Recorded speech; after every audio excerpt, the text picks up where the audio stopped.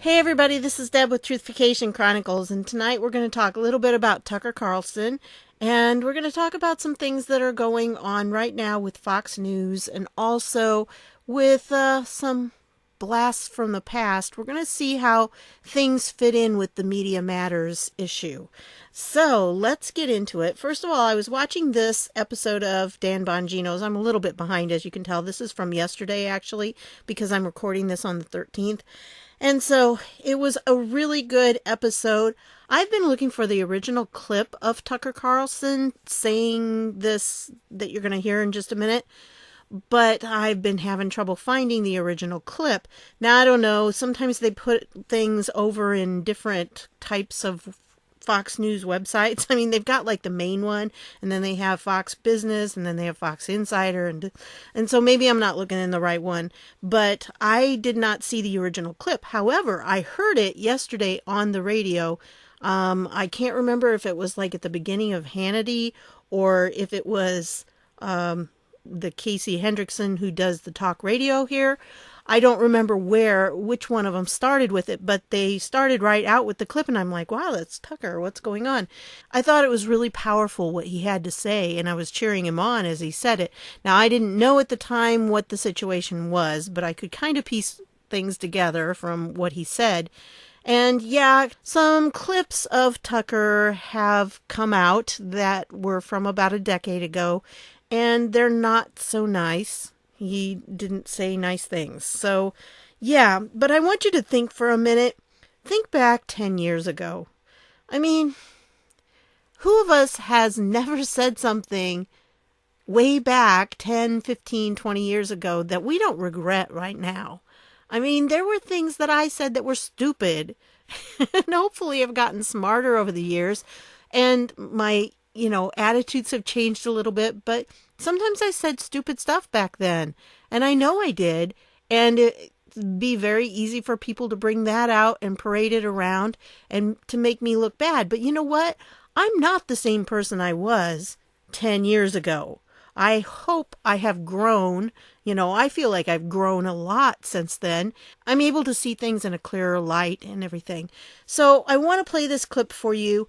And it has not only Tucker's statement, but I also wanted to get Dan Bongino's reaction here. By the way, this entire episode is really good because the second part of it, he gets into the whole issue of how the story, the Russian hoax, how the Russian collusion narrative is falling apart. And there are some things that he brings out, some documents and things that I think he's probably right on with, and that they were put out to look like they were done before the election, but I think they were probably actually done after the election, and the date was put before. It's kind of like that Sally Yates thing where at the very end she put out that email of saying that they had done these certain things, and yeah, it was really a cover your butt type thing. So I think that's probably what happened with this particular document that he's talking about. And he's got some other stuff that's really good in this. So I recommend watching it. But anyway, this is the clip. And I wanted to share it with you. And then I have some things I want to tell you about how this all kind of connects together. And it's not just something recent. This has been going on for a very long time. So I'll talk about that in a minute. Here's the clip. One for them. They dragged this out to get Tucker Carlson off the air. That is the only reason. So instead of taking a knee and bowing to this phony, fake rage mob, who didn't care at all about the comments, they just want speech suppressed and opposing views suppressed, they decided to attack Tucker. Here's how he responded. Maybe the whole conversation is an absurd joke. Maybe we're falling for it. You sometimes hear modern progressives described as new Puritans. That's a slur on colonial Americans. Whatever their flaws, the Puritans cared about the fate of the human soul and the moral regeneration of their society. Those are not topics that interest progressives. They're too busy pushing late-term abortion and cross-dressing on fifth graders. These are the people who write our movies and our sitcoms. They are not shocked by naughty words. They just pretend to be when it's useful. It's been very useful lately. The left's main goal, in case you haven't noticed, is controlling what you think. In order to do that, they have to control the information that you receive. Google and Facebook and Twitter are fully on board with that. They're happy to ban unapproved thoughts, and they don't apologize for it. They often do. So do the other cable channels and virtually every major news outlet in this country. One of the only places left in the United States where independent thoughts are allowed is right here, the opinion hours on this network. Just a few hours in a sea of television programming. It's not much, relatively speaking. For the left, it's unacceptable. They demand total conformity. Since the day we went on the air, they've been working hard to kill this show. We haven't said much about it in public. It seemed too self-referential. The point of this show has never been us. But now it's obvious to everybody. There's no pretending that it's not happening. It is happening. And so going forward, we'll be covering their efforts to make us be quiet.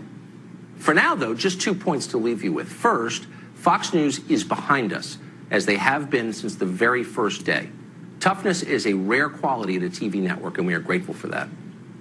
Second, we've always apologized when we're wrong, and we'll continue to do that. That's what decent people do. They apologize. But we will never bow to the mob. Ever. No matter what.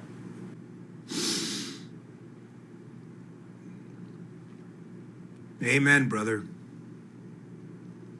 That is some of the most powerful minute and 52 minutes of television you will ever see in your life. Yep. You are damn right. Very rare that Joe and I see the exact same cut and pull it at the same time. I sent it to Joe. He already had it. Folks, Joe and I have been subjected to this too. Nowhere near on the scale that Media Matters targets Fox News. But for those of you out there who don't appreciate what happens, you have no idea. I didn't mean this in any way in a derogatory way. I don't. You have no idea behind the scenes what goes on at Fox News every single day to get that network and its talent off the air. Listen, I don't mean this in a derogatory way. Why would you know? You have your own lives and your own jobs. You have no idea the relentless assault this network is under every day to shut them up. You know what the easy call last night was? Let's just get rid of them. Controversy. We don't need that. That's not what they did. They realized these were comments on a shock jock station 10 years ago, and that the left doesn't give a damn about apologies. The left doesn't care about apologies. Moral Puritans, as Tucker points out, Joe, the party of late-term abortion, the party of socialism and the death, destruction, and torture that comes along with it, the party of bankruptcy, the party of economic deprivation, the party of robbing parents of school choice for their kids stuck in crappy public schools. You're the party of moral purity. On the totem pole of morals, you're at the top. Give me a damn break, you fucking fools. You're here. So yeah, it was pretty powerful, and especially Dan's commentary afterwards. That's kind of how I felt too. I mean, there is much going on behind the scenes that most of us don't know. And there's some things going on with, YouTube and everything that a lot of viewers don't know unless you're a content creator. And so you don't really notice if there's not ads on that particular video. You don't think anything about it probably. But for us, it's like, what? You demonetized another one? Yes, they did. The Pete Buttigieg one. Yeah. So anyway, we have that kind of thing going on, and it's getting worse. And I would assume for the people like Dan and Tucker and Sean Hannity and those people, it's got to be a lot worse, because we know that this has been going on for a while. Now, I went back in time. I'm going to take you back in time a little bit. This is from 2012, okay? And in 2012, now at this time, Tucker Carlson was really the person who started the Daily Caller, if I remember correctly. And so he was working at the Daily Caller. That's what he was doing. It wasn't until just within the last couple years that he actually became a Fox personality. I mean, he was a contributor every once in a while, like Dan Bongino is now. Every once in a while they would have him on, but he wasn't a regular. He didn't have a show. And that only happened, I can't remember exactly when it happened, but I do remember it's within the last couple years. So he now has his own show. And so this was kind of Tucker starting. It wasn't really him starting it, but this is part of the battle that's going on right now. And so if you look at this one, it says, Inside Media Matters, sources, memos reveal erratic behavior, close coordination with White House and news organizations. Okay, and again, this is from 2012. So this was back with Obama. And yeah, I'm not going to play the video and everything. I'll leave all the links down below and you can look through them. But David Brock is the guy who is in charge of, I think he created Media Matters for America. This is an organization. And this organization is definitely left-wing, and they purposely have set themselves up as a way to use media for the liberal purposes, okay? To promote liberalism, progressivism, whichever they want to call it, in our country right now. And so this talks a little bit about how David Brock was a bit paranoid because he thought everybody was after him. All the, right-wing crazies were after him. And so as you go down here, the Daily Caller kind of called him out. Here it is. Oh, yeah. Founded by Brock in 2004 as a liberal counterweight to, quote, conservative misinformation in the press. Media Matters has, in less than a decade, become a powerful player in Democratic politics. Now, back in, it's been a few years ago, but 3 or 4 years ago, maybe, he was named as one of the top 50 power players in Washington, D.C.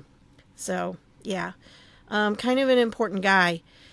And so Media Matters is the organization. Look at what it says here, though. The group operates in regular coordination with the highest levels of the Obama White House, as well as with members of Congress and progressive groups around the country. Okay, now if you've been listening carefully to some of the accusations about Fox, they said that the DNC said that they wouldn't have their debates on Fox because it was too closely connected to the Trump White House. And it's like, okay, projection. Can we say projection? And if you haven't seen that video, check it out because that really is what's going on. Projection. Whatever they accuse other people of doing, they're doing themselves. They're guilty of. So, yeah, they were guilty of coordination with the Obama White House. But wait, it gets better. And so it goes on, and donors have every reason to expect success as the group's effect on many news organizations has already been profound. We were pretty much riding their prime time. Now, here, I have to wonder. Q has talked about the 4 a.m. talking points. I wonder if Media Matters is the one, the central hub that sends out those 4 a.m. talking points. Now, I'm not saying I know that or at all, but it just seems, as I was reading through this article, it seemed to me like it was like, wow, they're the ones. And this statement, we were pretty much riding their prime time, a former Media Matters employee said of the cable channel MSNBC. But then virtually all the mainstream media was using our stuff. Again, this is from 2012. Why did we not know this? Because it was being hidden from us. And we weren't reading the Daily Caller evidently back then. And so if you keep going down here and they talk about the Imus situation, Lou Dobbs, they targeted Lou Dobbs. And at the time, Lou Dobbs was working for CNN. And what happened? And it's possible. Now, I don't recall because I have never really watched cable.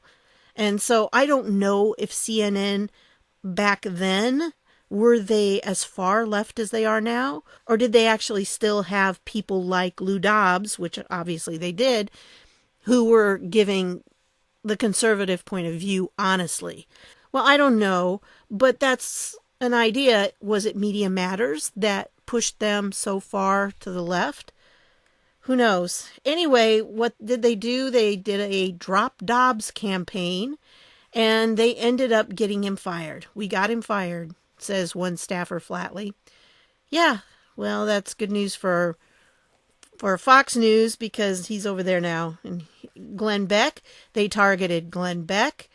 And, it just is really crazy when you read through this. You're like, they were just targeting anybody who was saying anything they didn't like. But MSNBC executives weren't the only ones talking regularly to Media Matters. This is the part I want to point out to you, because not only them, but they said the entire progressive blogosphere picked up our stuff. And if you go on down here, the HuffPo guys were good, and I named several of them. And then it talks about who else they talked to. And look at what they do here. Reporters who weren't cooperative might feel the sting of a Media Matters campaign against them.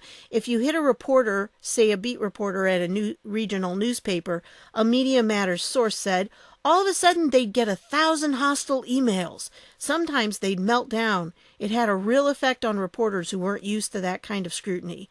Can you imagine? I mean, I think that's what happened to Ben Swann.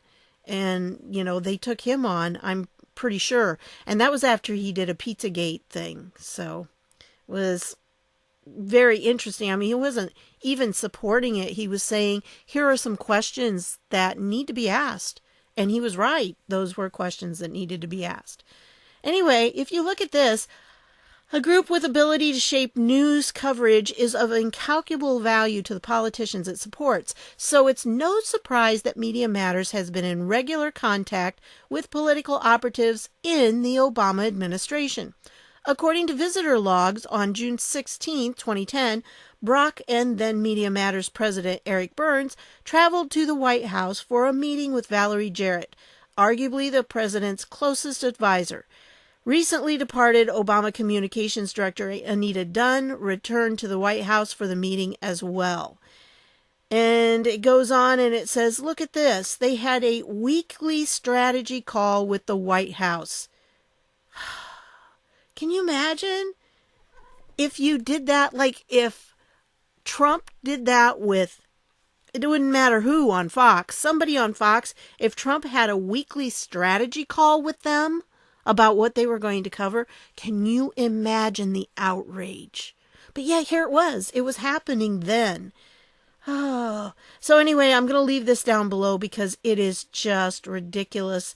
This is how they were. And, here they were talking about having this every Tuesday evening. Meanwhile, a representative from Media Matters attends the Common Purpose Project meeting at the Capitol Hilton on 16th Street in Washington, where dozens of progressive organizations formulate strategy, often with a representative from the Obama White House. Can you imagine? I mean, just put the shoe on the other foot. What would the media, the left-wing media, be doing? How would they be going insane about this if this had been going on with Trump? Oh, it's just crazy. When Trump does pressers, he does it out in the public for everybody. I mean, they all get to see him and talk to him. I don't really remember Obama doing pressers like that. I could be wrong. Maybe I'm not. If you remember, put some down below if you can find some links or something, because I just don't remember him doing too many pressers themselves. Anyway, and there's a mention of Corsi down here, but something interesting, something to look for. This is definitely an article to read. And again, I realize it's from 2012, but wow, it's got so much in it. And that was on February 12th. Now, about the same time, this was the next day on the 13th, there was another Daily Caller article, and it was Politico reporter withheld information about liberal media matters for America. And so evidently this reporter from Politico, Ben Smith, talked about a 2010 planning memo for a profile he was writing for on the liberal advocacy group. Now, I tried to get that document. It says right here, but when you go to the page, you get a 404 error. But it was 89-page document, and it had the marketing strategy. It also had, if you read through this, it also had information about their budget. And again, if you click on this, you still don't get it. You get the 404. That's all you keep getting.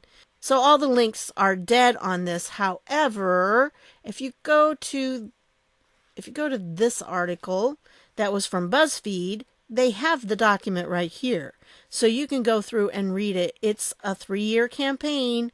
That's what they were going to do. And basically, they were going to use it to take on anybody who was conservative and try to stop them from putting out their ideas. I mean, that's what Media Matters is all about. And that's why it was war on Fox. And again, this is from 2012 when all this was going on.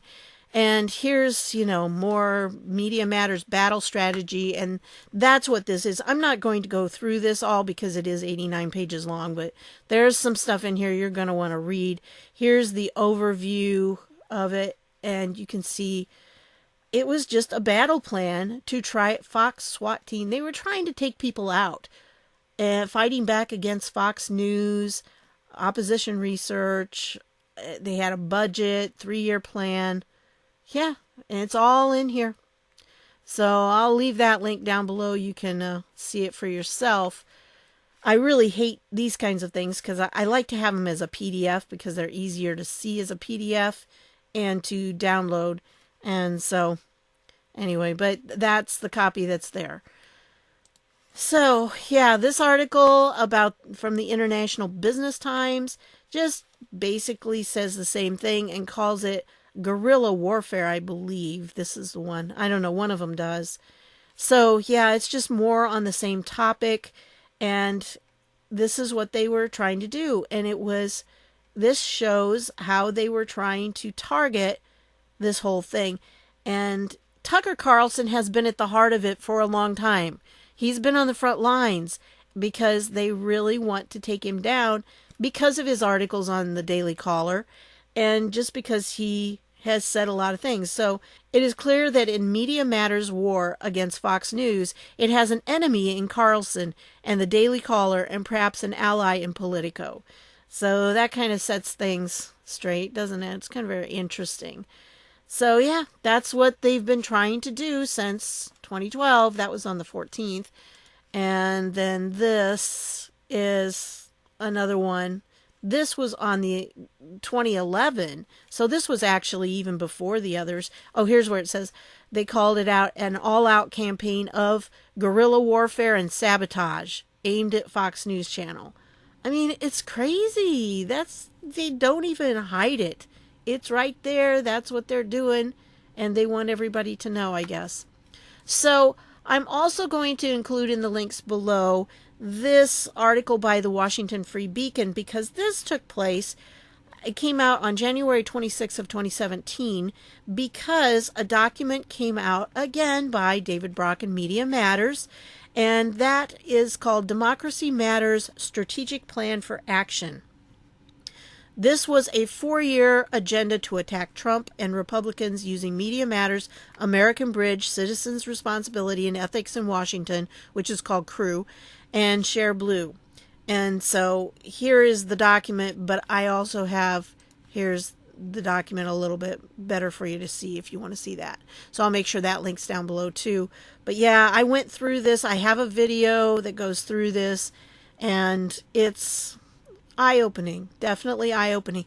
They didn't pull any punches, and they talked about how they were going to organize social media, which would be Twitter and Facebook and even YouTube and Instagram and everything like that, to try to stop Trump. And if they had to, they would take down anyone who supported him in any way. So they would target them. And that's exactly what they're doing right now with Tucker and some of the others. They're targeting them. They're trying to build up enough public hatred against these people so that Fox News will have to release Tucker. And I don't think they're going to do that. I think Fox News is going to stand by him. But it's a battle. It's a real battle. I mean, what do you do when you start losing advertisers? And Tucker has lost a lot of advertisers that just won't support his stuff anymore. So it's been tough for him. And, it's not easy when you're in that situation because you've got to have, let's face it, folks, we've got to make a living.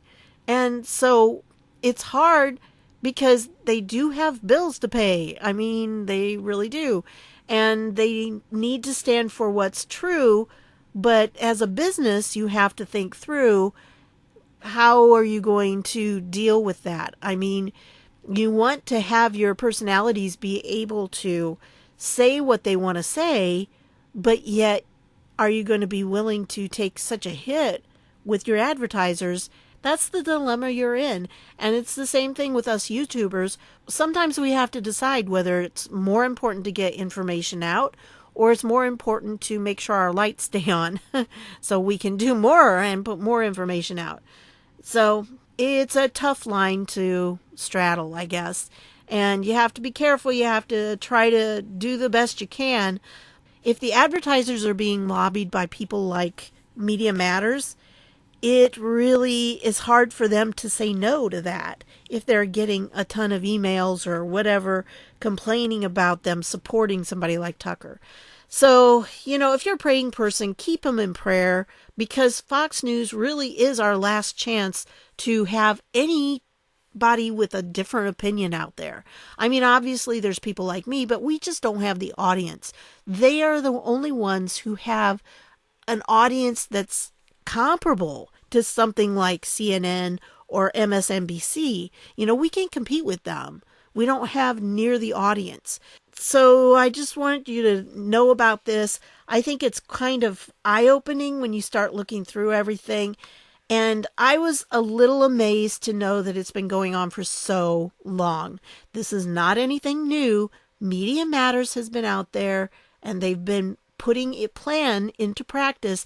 That's exactly why we're at the place we are right now.